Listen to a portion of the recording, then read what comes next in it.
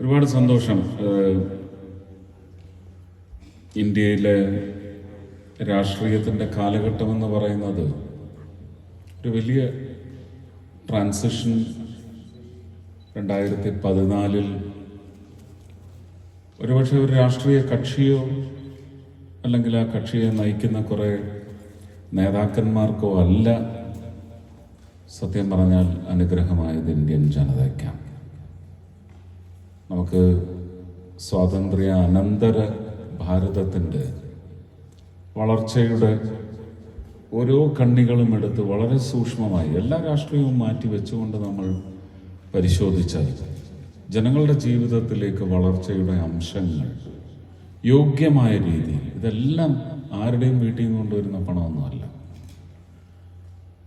ഇത് ഇന്ത്യക്ക് പുറത്ത് ഒരുപക്ഷെ എല്ലാ സുഖ സൗകര്യങ്ങളും ഒരു സോഫിസ്റ്റിക്കേഷൻ്റെയും ഭയങ്കര അഡ്വാൻസ്ഡ് ലൈഫ് സിസ്റ്റത്തിൻ്റെയൊക്കെ സപ്പോർട്ടോടുകൂടി ഇന്ത്യയിൽ ജീവിക്കുന്നതിനേക്കാൾ മനോഹരമായിട്ട് ചിലപ്പോൾ ഇവിടെ ജീവിക്കാൻ പറ്റും. പക്ഷേ അച്ഛനും അമ്മയും മലയാളത്തിൻ്റെ കാറ്റും മലയാളം മണ്ണിൻ്റെ ഗന്ധവും ഒക്കെ ഉപേക്ഷിച്ച് വന്ന് ഇവിടെ കഴിയുക എന്ന് പറയുന്നത് ഒരു വലിയ ത്യാഗമാണ്.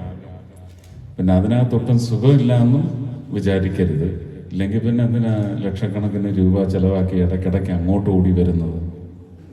ആ ത്രോങ്ങിങ് ആണ്. To be with the people, to be with the soil to which you belong. ഒരു വലിയ ഭയങ്കരമായ വൈകാരികതയാണ്. അപ്പോൾ അങ്ങനെ നിങ്ങൾ ഇവിടെ കഴിയുമ്പോഴും ഇവിടെ നിന്ന് പണം മറ്റെങ്ങോട്ടും അയക്കാനില്ല. ചൊവ്വയിലേക്കോ ചന്ദ്രനിലേക്കോ ഒന്നും അയക്കാനില്ല. കേരളത്തിലേക്ക് തന്നെയാണ് അയക്കുന്നത്, അല്ലേ?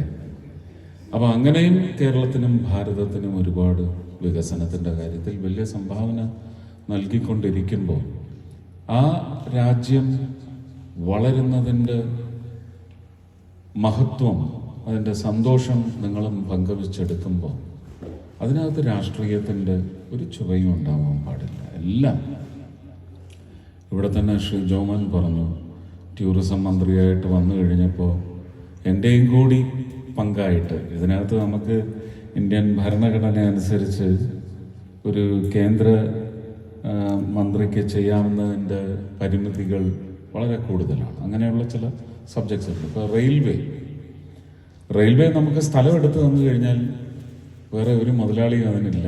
സെൻട്രൽ ഗവൺമെൻറ് വിചാരിക്കുന്ന സ്കീമിലൂടെ റെയിൽവേ നമുക്ക് വികസിപ്പിക്കാൻ സാധിക്കും. പക്ഷേ ടൂറിസം എന്നതൊരു സ്റ്റേറ്റ് സബ്ജക്റ്റ് ആയതുകൊണ്ട് പെട്രോളിയത്തിന് അങ്ങനെ അല്ല കേട്ടോ.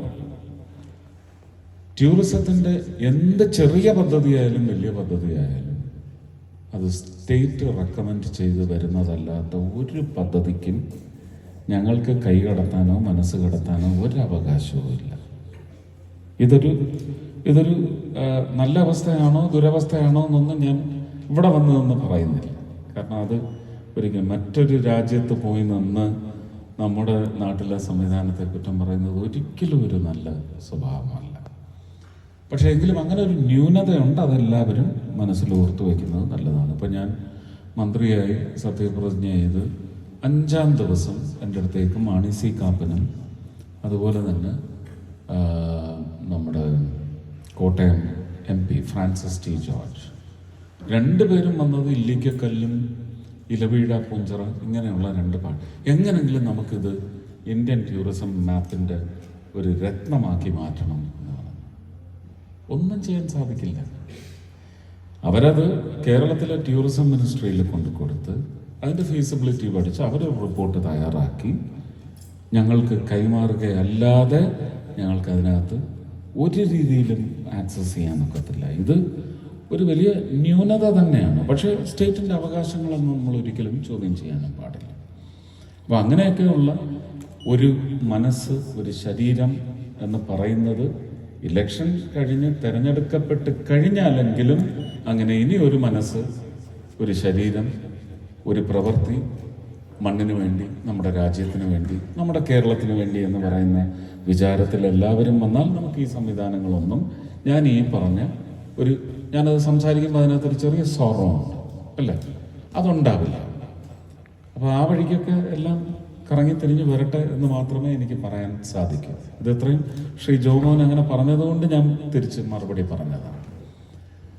പെട്രോളിയത്തെ സംബന്ധിച്ച് സ്ഥലം തന്നാണ്, അതിനകത്ത് അവർ ഇടപെടാനേ അനുവദിക്കത്തില്ല, ഇടപെടാൻ അവർക്ക് അവകാശവുമില്ല. ഓയിൽ നാവിഗേഷൻ ആണെങ്കിൽ പോലും അതിന് കടലിൽ പോലും കരയിൽ നിന്ന് ഇത്ര ദൂരം സ്റ്റേറ്റിന്റെ അവകാശം എന്ന് പറയുന്ന ചില മര്യാദകളുണ്ട്. അത് മാത്രം, ആ പെർമിഷൻ മാത്രം കിട്ടിയാൽ മതി. റെയിൽവേയുടെ കാര്യത്തിലും അങ്ങനെ. ഹെൽത്ത് വരുമ്പോഴും സ്റ്റേറ്റിന്, എയിംസിനെ സംബന്ധിച്ച് കേരളത്തിൽ എവിടെ എയിംസ് വരണമെന്നതിനെ സംബന്ധിച്ച് സെൻട്രൽ ഗവൺമെന്റിന് ഒരു നിശ്ചയം ഉണ്ടാവും. ആ നിശ്ചയം പക്ഷേ സാധ്യമാകുന്നത് ആ ഒരു നാഷണൽ സ്കീമിൽ എന്തൊക്കെ പാരാമീറ്റേഴ്സ് വെച്ചാണോ മറ്റ് സംസ്ഥാനങ്ങളിൽ എയിംസ് വന്നിരിക്കുന്നത്, ആ പാരാമീറ്റേഴ്സ് ഇവിടെയും മര്യാദാപൂർവം പാലിക്കണമെന്ന് പറയുന്ന ഒരു നിർബന്ധമുണ്ടാകും. ആ പാരാമീറ്ററിനകത്തേക്ക് എന്ന് കേരളത്തിൻ്റെ ആവശ്യം വരുന്നുവോ അന്ന് എയിംസ് കേരളത്തിൽ വരും, ഉറപ്പായിട്ടും വന്നിരിക്കും. പക്ഷെ അത് മുഖ്യമന്ത്രിയുമായിട്ട് ഇപ്പം ഞാൻ കഴിഞ്ഞ ദിവസവും ഫ്ലൈറ്റിലിരുന്ന് ഞാൻ ചെന്ന് പറഞ്ഞതാണ്. ചില കടുംപിടുത്തങ്ങളൊക്കെ ആർക്കായാലും ദോഷമാണ്, ജനങ്ങൾക്കാണ് നിഷേധിക്കപ്പെടുന്നത്. അത് എത്രയും പെട്ടെന്ന് സംഭവിക്കട്ടെ. അപ്പം ഞാൻ പെട്രോളിയത്തിൻ്റെയും ടൂറിസത്തിൻ്റെയും മാത്രം കാര്യമല്ല ഇപ്പം നോക്കുന്നത്, റെയിൽവേയുടെയും ഹെൽത്തിൻ്റെയും നോക്കാത്ത വകുപ്പുകളൊന്നും. എൻ്റെ വളരെ വിചിത്രമാണ്, മന്ത്രിയായി കേരളത്തിൽ ചെന്ന് കഴിഞ്ഞ് എൻ്റെ അടുത്ത് 100 കത്ത് വന്നിട്ടുണ്ടെങ്കിൽ 5-ൽ കൂടുതൽ കത്തുകൾ എൻ്റെ 2 വകുപ്പുമായി ബന്ധപ്പെട്ട് എനിക്ക് വന്നിട്ടില്ല. 95-ഉം മറ്റു വകുപ്പുകളുമായി ബന്ധപ്പെട്ട്. എക്സ്റ്റേണൽ അഫയേഴ്സ്, അതിപ്പോൾ സിറോഷിൻ്റെ അടുത്ത് ചോദിച്ചാൽ അറിയാം. ഞാൻ രാജ്യസഭയിൽ ഇരിക്കുന്ന സമയത്ത് ഏറ്റവും കൂടുതൽ കൈകാര്യം ചെയ്തത്, കോവിഡ് കാലത്ത് കൈകാര്യം ചെയ്തത് എക്സ്റ്റേണൽ അഫയേഴ്സ്. എനിക്കെങ്ങനെയാണ് ഈ അംബാസിഡർമാരും അവിടുത്തെ പിന്നെ കൗൺസിൽ ഹെഡ് ചെയ്യുന്ന കോൺസുലറും അങ്ങനെയുള്ള സ്പെഷ്യൽ ഓഫീസേഴ്സുമായിട്ടുള്ള അടുപ്പം എങ്ങനെ ഉണ്ടായി എന്ന് ചോദിച്ചാൽ, ഏതാണ്ട് 67 രാജ്യങ്ങളുമായിട്ടുള്ള ഇന്ത്യൻ ഡിപ്ലോമാറ്റിക് ടേബിളുമായിട്ട് ബന്ധം സ്ഥാപിക്കുന്നത് കോവിഡ് ടൈംസിലാണ്. ഇതൊക്കെ ഒരു വലിയ എക്സ്പീരിയൻസ് ആണ്. ഇപ്പോഴും ടൂറിസത്തിൻ്റെ എത്ര വിഷയങ്ങൾ ഞാൻ ഈ കഴിഞ്ഞ ഒരു 3 ദിവസം കൈകാര്യം ചെയ്തു എന്നുള്ള എൻ്റെ ഫോണിൽ നോക്കിക്കഴിഞ്ഞാൽ ഏതാണ്ട് 10 പേരുടെ ഹോസ്പിറ്റൽ വിഷയങ്ങൾ, 10 പേരുടെ ഒരു മോർട്ടൽ റിമൈൻസ് നാട്ടിലേക്ക് കൊണ്ടുവരുന്നതിന്, ഒരു 10 പേരുടെ ഫിനാൻഷ്യൽ ബേർഡൻ അത് ഓവർകം ചെയ്ത് അവർക്ക് ട്രാവൽ ബാനിൽ നിന്ന് രക്ഷപ്പെടുത്താനുള്ള കാര്യങ്ങൾ, ഇതൊക്കെയാണ് ചെയ്തിരിക്കുന്നത്.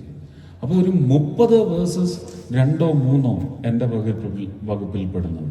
ഇങ്ങനെയാണ് എൻ്റെ കാര്യങ്ങൾ പോയിക്കൊണ്ടിരിക്കുന്നത്. അപ്പോൾ എനിക്ക്